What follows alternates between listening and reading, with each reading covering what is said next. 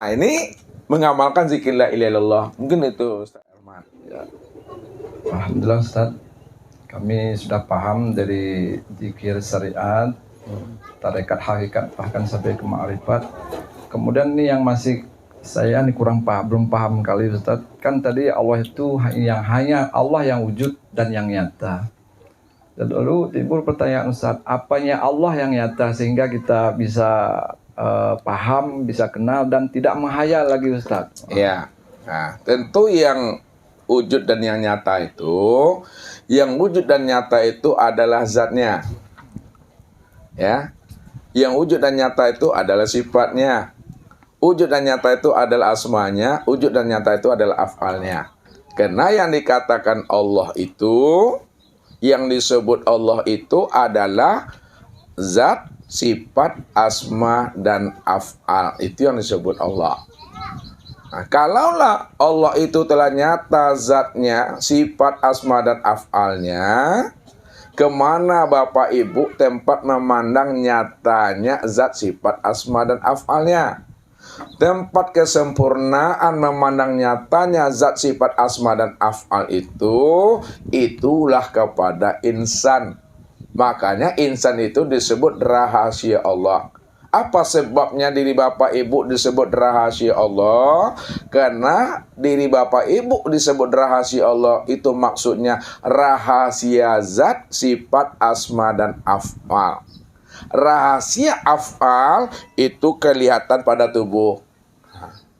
Rahasia asma itu nyata pada hati. Rahasia sifat itu nyata pada haru. Dan rahasia zat itulah nyata pada sir. Kalaulah zat itu betul-betul telah nyata rahasianya pada sir, maka diri kita ini yang disebut rahasia Allah.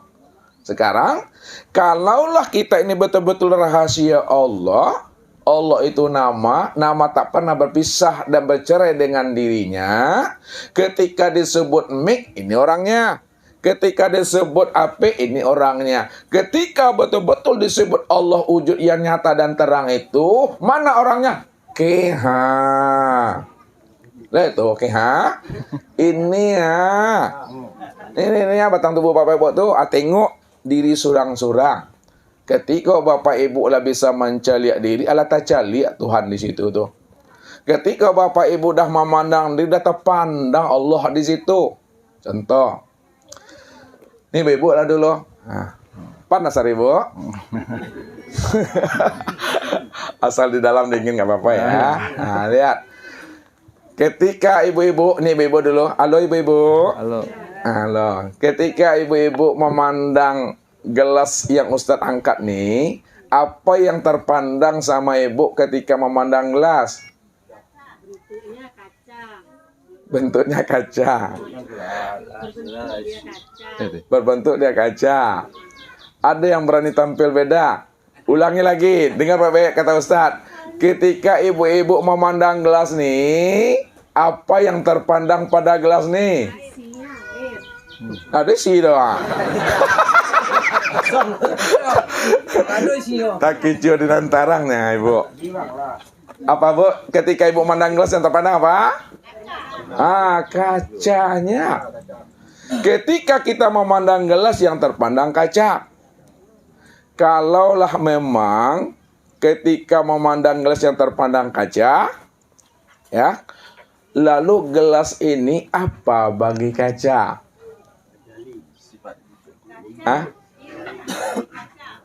Gelas ini apa bagi kaca? Bentuk dan rupa. Bentuk dan rupa kaca. Gelas inilah wujud kaca. Gelas inilah kenyataan kaca. Gelas inilah sifatnya kaca. Jadi pandangan Bapak Ibu mesti pandangannya zahir batin. Pandangan mata memandang bentuknya, memandang rupanya, memandang gelasnya. Pandangan hati memandang namanya kaca. Namun kaca dengan gelas itu berpisah atau tidak ya? Tidak pernah berpisah. Kalau dia tidak pernah berpisah, Ustadz mau nanya, mana yang zat, mana yang sifat di antara kaca dengan gelas ini? Kaca Zat. Sifat? Sifat. Karena mantap tuh. Nggak payah kali lah Ustaz menerangkannya. Nah, kesimpulannya. Ustaz nanya sama Bapak Ibu. Nah, kesimpulannya. Ini bahasa kaca kepada gelas. Apa kata kaca kepada gelas? Wahai gelas, dimanapun kamu berada, ditempatkan, disimpan, disembunyikan, aku tetap berserta dirimu. Apa sebabnya, Bu? Apa sebabnya? Wahai kaca, wahai gelas, dimanapun kamu berada, aku tetap bersama dirimu. Karena gelas itu tiada lain adalah dirinya sendiri. Apa ayatnya tuh? Apa ayatnya, Pak Ustaz? Wa bi anfusikum afala tubsirun. Oh, benar salahnya. Benar salahnya. Ayatnya wa huwa ma'akum aina ma kuntum. Maknanya di mana kamu berada di situ ada aku. Hei manusia, hei insan, di mana kamu berada di situ ada aku. Karena dirimu itu adalah nyatanya aku. Ya, makanya tak perlu kamu payah-payah mencari aku. Kenalilah dirimu. Kalau kamu udah kenal dirimu, pasti kamu berjumpa dan bersua dengan aku. Karena dirimu itulah sebenar-benarnya diri aku. Pertanyaan lagi sama Ibu. Biar Ibu mudah maminya. Ya, boleh setelah lagi bertanya. Biar meresap ke dalam dada. Ya kan? Ketika kaca ini sudah nyata pada gelas, ya, perlukah Bapak Ibu mencari-cari kaca lagi? Kenapa tak perlu mencari kaca? Iya, karena gelas ini yang sebenar-benarnya kaca. Jadi kalau kita ingin melihat kaca, lihat aja lah gelas tuh. Dan nampak kaca tuh dah. Ini contoh-contoh aja nih. Kan paham Bapak Ibu tuh? Nggak paham Bapak Ibu, panik aku. Sekarang kita beri namanya lagi. Nih. Zat itu namanya Allah. Sifat itu namanya Muhammad. Apa kata Allah kepada Muhammad? Muhammad, di mana ada kamu, di situ ada aku. Apa sebabnya tuh, Bu? Muhammad, di mana ada kamu, di situ ada aku. Apa Pak jawabannya? Karena dia Esa memang Esa. Maknanya gimana maminya? Ya kalau Esa itu tidak bercerai deh, Bu. Ya.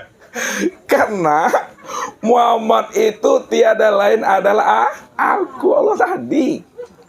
Kita patrikan kajinya. Kalau bahasa patri tahu kan? 2 titik dijadikan 1 titik dia, dipatri dia. Kalau Bapak Ibu ingin melihat Allah, lihatlah kepada Muhammad. Kenapa ingin melihat Allah, lihat kepada Muhammad? Karena Muhammad itulah wujudnya Allah itu. Nyatanya Allah itu, rupanya Allah itu. Itulah maknanya. Siapa yang telah melihat Muhammad dah sama melihat Allah. Ini yang disampaikan oleh Rasul kepada Umar. Wahai Umar, man ro'ani faqad ro'ahul haq. Wahai Umar, apabila kamu sudah bisa memandang aku, dah sama kamu memandang Allah sudah. Maknanya, wahai Umar, apabila engkau sudah bisa melihat Nur Muhammad, Nabi Muhammad aja mengatakan Nur Muhammad. Apabila engkau sudah bisa melihat Nur Muhammad, Umar, Nur Muhammad itu sudah menjadi tubuhku, Nur Muhammad itu sudah jadi ruh. Dah sama kamu melihat Allah pada diriku ini. Karena Nur Muhammad itulah tempat kesempurnaan memandang Allah. Sekarang Nur Muhammad tempat memandang sempurnanya Allah tadi sudah disebut namanya insan. Insan itu namanya Nabi Muhammad Shallallahu Alaihi Wasallam. Jadi pada diri kita juga begitu. Kalau Nabi Muhammad itu sudah manusia yang paripurna, sudah insan kamil mukamil. Nah, kenapa dikatakan Nabi Muhammad itu insan paripurna kamil mukamil? Dan lihat ilmunya dulu. Nah, lihat. Untuk memandang wujud Allah itu memandangnya pada alam. Namun kesempurnaan memandang wujud Allah pada alam, pada manusia. Nah, turut ke bawah. Manusia ini ada makomnya, ada derajatnya. Untuk memandang kesempurnaan Allah pada manusia, lihatlah kepada manusia yang solehnya. Yang soleh. Nah, untuk memandang manusia yang soleh juga ada makomnya. Itu adalah ulama. Nah, ulama. Kenapa? Karena al-ulama warasatul anbiya. Ulama itu pewaris Nabi. Untuk memandang manusia yang soleh pada ulama, pandanglah pada as-sidikin. Nah, jadi ulama itu tingkatannya lagi, itu as-sidikin. Untuk memandang manusia pada asidikin yang bagusnya, yang tinggi makom derajatnya itu pandangnya kepada Nabi. Nah, pandangnya pada Nabi itu. Makomnya Nabi itu 124.000. 124.000 Nabi itu yang terbaiknya 315. 315 yang terbaik itu, yang terbaik lagi 25. 25 itu yang terbaiknya itu adalah 5. 5 yang terbaiknya itu adalah 1. Itulah junjungan kita Nabi Muhammad Shallallahu Alaihi Wasallam. Makanya Ustadz katakan Nabi Muhammad itu adalah paripurnanya memandang diri Tuhan. Apakah kita juga tidak paripurnanya? Tetap juga Bapak Ibu, walaupun ya kita ini tidak seperti Nabi. Nabi mendapat wahyu, tapi mendapat petunjuk. Kita tidak Nabi, kita tidak Rasul.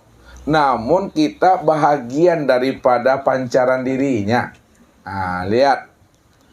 Ini gelas Bapak Ibu. Gelas. Lalu Ustaz lambungkan ke atas sampai pecah dia.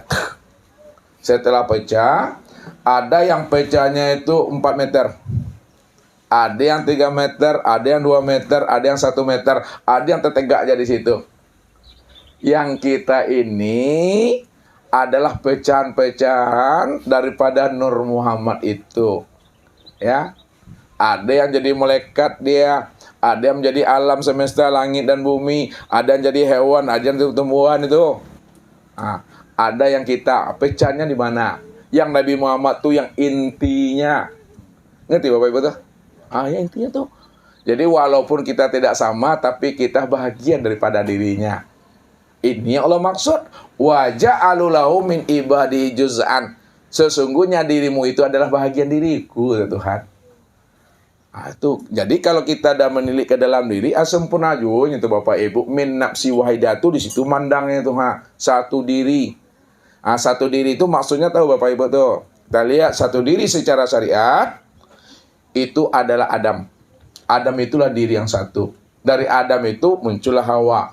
Dari Adam dan Hawa baru muncul anak keturunan. Itu diri yang satu. Dari sisi hakikat, min nafsi wahidah itu bukan Adam. Diri yang satu itu adalah Nur Muhammad. Dari Nur Muhammad itulah terjadinya segala yang ada ini. Dari Nur Muhammad itulah terjadinya surga dan neraka, aras, kursi dan mahfuz, langit dan bumi. Itu Nur Muhammad. Secara ma'rifat min nafsi wahidah itu adalah Allah. Allah itu diri yang satu tuh. Makanya dikatakan suhudul kasroh bil wahdah, suhudul wahdah bil kasroh. Pandang yang banyak pada yang satu, pandang yang satu pada yang banyak. Maksudnya pandang yang satu pada yang banyak, bahwa segala yang banyak inilah wujud nyatanya Allah tuh. Ngerti Bapak itu? Segala yang ada ini wujud nyatanya Allah dalam rupa yang berbeda, dalam wujud yang lain. Alam ini yang tajali-tajali Allah. Itu yang Allah katakan, wa ja'ala lahu min ibadi juz'an, bahwa dirimu itu bagian aku. Kalau bagian itu ya dirinya sendiri tuh. Kemudian sudul wahdah fil kasrah, pandang yang satu pada yang banyak. Itu maksudnya bahwa Allah itulah yang wujud dalam bentuk rupa yang lain. Dia juga tuh. Walaupun namanya banyak, rupanya banyak, bentuknya banyak, wajahnya banyak, namun dirinya cuma satu, itu dia. Itu memahaminya Bapak Ibu. Itulah kesempurnaan dalam kita berzikir tadi. Namun di dalam berzikir Bapak Ibu, mengamalkan la ilaha illallah ini, mana yang Bapak Ibu lebih nyaman di dalam mempraktekannya, pakailah itu. Nah, contoh, Bapak Ibu dengar Ustadz nih memberikan wejangan. Bapak Ibu bisa zikirnya zikir hati, bisa zikirnya zikir nafas. Kalau Ustadz, tentu payah bagi Ustadz zikir hati. Tentu fokus pula dulu. Itunya adalah sakit Ustadz. Enggak, kok gitu-gitu Ustadz. Jadi zikir Ustadz yang lebih nyaman bagi Ustadz pada saat bisa ngomongnya, pada saat Ustadz bicara, ya kan? Kalau Bapak Ibu bisa tuh tenang. Allah. Ini mendengar, ini Allah, kan gitu. Kalau bagi Ustadz nyamannya, Ustadz duduknya di zikir sir, bahwa yang berkalam itu Allah, ya, yang wujud duduk ini Allah, yang memegang mic ini Allah, yang memandang itu Allah. Tapi Ustadz bukan Allah. Aneh, Ustadz kan Allah. Inilah wujud nyatanya diri Allah. Kalau Ustadz bilang pula diri Ustadz Allah, dah jadi Fir'aun pula 2023 nih. Jadi belajar ilmu ma'rifat bukan ingin jadi Allah. Belajar ilmu ma'rifat bukan pula ingin ngaku-ngaku Allah. Belajar ilmu ma'rifat untuk mengenal dan memahami bahwa Allah cuma yang wujud, Allah cuma yang ada. Kita tidak pernah ada sama sekali itu. Jadi tidak ada namanya bahasa pengakuan Bapak Ibu. Ini yang Ustadz katakan. Ya, yang menjadikan diri itu yang menjadi diri. Siapa yang menjadikan diri? Nah, itu bahasa syariat tuh. Yang menjadikan diri yang menjadi diri.